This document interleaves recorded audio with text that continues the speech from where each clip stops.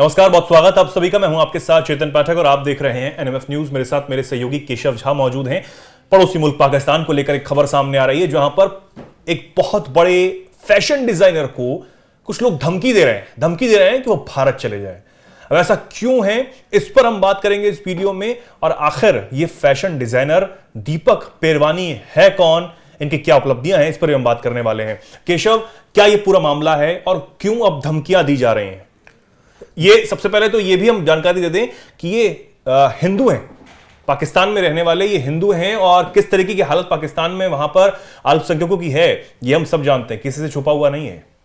देखिए चेतन, सबसे पहले तो दीपक पेरवानी को बधाई और उनके साहस और जज्बे को एक तरीके से सलाम करनी चाहिए कि एक तो अल्पसंख्यक हैं, एक तो हिंदू हैं, ऊपर से पाकिस्तान में रह रहे हैं, फिर भी उन्होंने पाकिस्तान जाकर के अपने देश में ही एक YouTube चैनल पे भारत की तारीफ कर रहे हैं। और ये करते उनको डर भी नहीं हुआ, और उन्होंने जो बातें कही उसके बाद उनको फतवा जारी कर दिया गया, उनको पाकिस्तान से बाहर जाने की धमकी दे दी गई। ये कोई आम बात नहीं है। देखिए, दीपक पेरवानी कोई मतलब एक तरीके से कह सकते हैं कि कोई छोटा नाम नहीं है। पाकिस्तान में जो पाकिस्तान के नाम रोशन करते हो ऐसे बहुत चुनिंदा नाम होते हैं, जिसमें दीपक पेरवानी का भी नाम है। आपको पता हो चेतन कि दीपक पेरवानी सिंधी हिंदू समुदाय से आते हैं, जो एक अल्पसंख्यक समुदाय हुआ है पाकिस्तान में, और जो बचे खुचे हिंदू हैं वो सिंधी ही हैं और सिंध के इलाके में रहते हैं।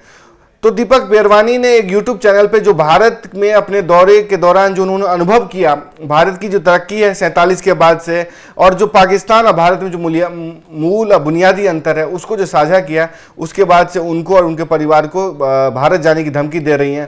दिया जा रहा है। जो भारत में हुआ करता हुआ पाकिस्तान भारत आने की धमकी दे रहा है। तो कुल मिलाकर के ये कह सकते हैं कि पाकिस्तान भारत की तारीफ पचा नहीं पाता है, और कि कब किसको किसको पाकिस्तान भारत भेजेगा, किसको किसको अपने देश से निकालेगा। ये तो चलिए हिंदू थे तो उनको आपने धमकी दे दी निकालने की बात की, क्योंकि एक धर्म वाला भी एंगल आपने जोड़ दिया। लेकिन इससे पहले जो मतलब वाइड लेंस बाय अबरार करके निकालते हैं, वह अबरार हसन, जो मतलब जर्मनी के नागरिक हैं, उन्होंने मिडिल ईस्ट का रास्ता तय करते हुए, ईरान का रास्ता तय करते हुए, केरल होते हुए दिल्ली तक पहुंचे, पंजाब तक गए। उन्होंने जो हॉस्पिटैलिटी देखी भारत की, जो भारत की मेहमाननवाजी देखी, भारत की तरक्की देखी, उसको उन्होंने पाकिस्तान में जाकर के वहाँ के यूट्यूब चैनल पर जाकर के एक तरीके से जुनैद अकरम का जो है उसके पॉडकास्ट में जाकर के उन्होंने जो बयां किया, उसको भी निकालोगे क्या? वो तो जर्मन नागरिक था, पाकिस्तानी पासपोर्ट भी है उसके पास, जर्मनी का पासपोर्ट है, पाकिस्तान का नागरिक रहा है, क्या उसको भी निकाल दोगे? उजैर यूनिस वहाँ पे एक फॉरेन मामलों के एक्सपर्ट हैं, उन्होंने द पाकिस्तान एक्सपीरियंस जो यूट्यूब चैनल है, पॉडकास्ट करता है, उस पर भी जाकर के जो भारत की जो यूपीआई ग्रोथ है, ट्रांजैक्शन ग्रोथ है, जो एक तरीके से कह सकते हैं मस्जिदों की जो जिस तरीके से सेफ गार्ड किया गया है, किस तरीके से बचा के रखा गया है, और किस तरीके का भारत के विकास की जर्नी है, लोग किस तरीके से साइकिल चलाते हैं, लड़कियां किस तरीके से पढ़ती हैं, कपड़े पहनते हैं, स्कूटर लेके चलते हैं, और गरीब से गरीब लोगों के पास यूपीआई है, सब्जी वाले के पास यूपीआई है, गुजरात के सुदूरी इलाकों में यूपीआई है, मुंबई के सुदूरी इलाकों में, कोंकण के क्षेत्र में इंटरनेट कनेक्टिविटी मिल रही है। किसको किसको निकालेगा पाकिस्तान? क्योंकि यूजर यूनिस तो कुछ भारतीय नहीं है, आप उसमें हिंदू एंगल भी नहीं ऐड कर सकते, धार्मिक एंगल भी नहीं ऐड कर सकते। और इसी बात का जिक्र जो है वो खुद दीपक पेरवानी ने एक इंटरव्यू की जिस इंटरव्यू का आप जिक्र कर रहे हैं केशव, उसी इंटरव्यू में बताया कि जब वो भारत दौरे पर आए थे तो वहां उन्होंने क्या क्या देखा, उन्होंने उस बात को शेयर किया। उन्होंने कहा कि वहां पर जो भारत है वो बेहतर है, भारत जो है वो बेहद खुशहाल है, भारत में जो औरतें हैं, जो महिलाएं हैं, वो खुशी से सड़कों पर घूम सकती हैं, वो साइकिल चलाती हैं, वो मोटरसाइकिल चलाती हैं, और इसी के साथ कैब और रिक्शा जो है वो वहां पर यूपीआई एक्सेप्टेड है। यूपीआई को लेकर उन्होंने जिक्र किया। भारत जो है वो हर तरीके से आगे बढ़ रहा है, इस बात को उन्होंने कहीं ना कहीं बताना चाहा उस इंटरव्यू में केशव, और यह दिखाया कि पाकिस्तान आज भी किस गुर्बत की हालत में जी रहा है। इस बात को वो वहां पर रहते हैं तो बहुत बेहतर तरीके से जानते हैं और अच्छी तरीके से जानते हैं। अब वो डिफरेंशिएट भी करके बता रहे हैं कि भारत आज कहां है और पाकिस्तान आज कहां है।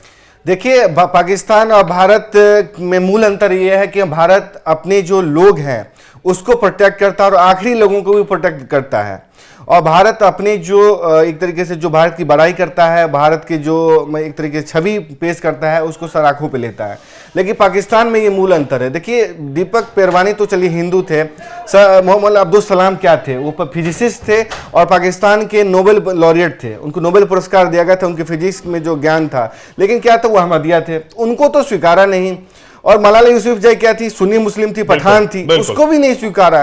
तो ये तो दीपक पेरवानी हिंदू समुदाय से आते हैं, तो जाहिर सी बात है एक धार्मिक एंगल दिया जा सकता है। पाकिस्तान का जो एक तरीके से कह सकते हैं कॉम्पिटिटिव रेडिकलाइजेशन बोलते हैं चेतन, मतलब समाज के आखिरी तबके में भारत में अगर विकास हो रहा है तो पाकिस्तान में समाज के आखिरी तबके में भी इस बात की कोशिश की जा रही है कि कट्टरपंथ और रेडिकलाइजेशन किस तरीके से पेनिट्रेट करे। और हाल ही में भी खबरें सामने आई केशव कि किस तरीके से जो वहां पर यूट्यूबर्स हैं, क्योंकि हम देखते हैं अमूमन सोशल मीडिया पर कई वीडियोस जो हैं वो वायरल होते हैं कि पाकिस्तान की जो आवाम है उनके बीच जब वहां के यूट्यूबर्स पहुंचते हैं तो वो किस तरीके से भारत की बढ़ाई करते हुए नजर आते हैं, भारत की बढ़ाई करते हैं, भारत की चर्चा होती है, भारत की टेक्नोलॉजी को लेकर, भारत की सोच को लेकर, भारत के आज की गति को लेकर चर्चा होती है, और वो उस बात को कहते हैं कि आज हम पाकिस्तानी कहां पर है, पाकिस्तानी आवाम को क्या मिल रहा है, ना 2 वक्त की ढंग से रोटी मिल पा रही है, जो आटा है वो AK-47 के पहरे में रहता है, सरकार जो है वो अपने ही लोगों को बेरोजगार करती हुई यहां पर नजर आ रही है कुछ शर्तों के तले। लेकिन भारत जो है वो आज किस गति से आगे बढ़ रहा है, भारत की नई पहचान है, दुनिया को जरूरत है भारत की, इस बात को वो खुद अपने मुंह से बोलते हुए नजर आते हैं। और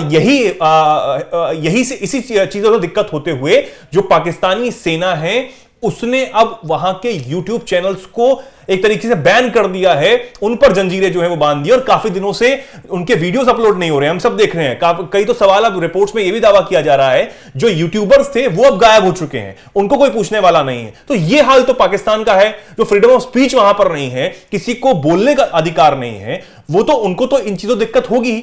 और अगर दीपक पेरवानी भारत आकर इस चीज का अनुभव करके गए हैं तो वो इस बात को सच बता रहे हैं और बेहतर तरीके से वो खुद जानते हैं। देखिए पाकिस्तान में एक अलग तरीके का ट्रेंड चल रहा है। एक तो ये होता है कि देखिए पाकिस्तानी रुपये की क्या स्थिति है आपको पता है, एक रुपये भारतीय रुपये जो है उसके बदले 3 रुपये मिलते हैं। तो पाकिस्तान में यूट्यूबर्स एक फल फूल रहे हैं क्योंकि भारत के जो कंटेंट करते हैं, इंडिया सेंट्रिक कंटेंट करते हैं, तो उनको 1 रुपये के बदले 3 रुपये जो भारत में ऐड चलते हैं तो उनको उतनी कमाई होती है। तो जाहिर सी बात एक मोटिवेशन मिलता है कि भारत की तारीफ वाले कंटेंट किए जाए। जहां तक आपने बात की 2 यूट्यूबर्स या 3 यूट्यूबर्स की बात की आपने, तो एक शोएब चौधरी है जो रियल एंटरटेनमेंट टीवी करके चलाते हैं, और सना अमजद है, उससे पहले इमरान नियाजी है, इमरान रियाज खान है जो वहाँ के मशहूर जर्नलिस्ट है। इन सबको गायब कर दिया गया इनके यूट्यूब चैनल की वजह से, इनके व्यूज़ की वजह से।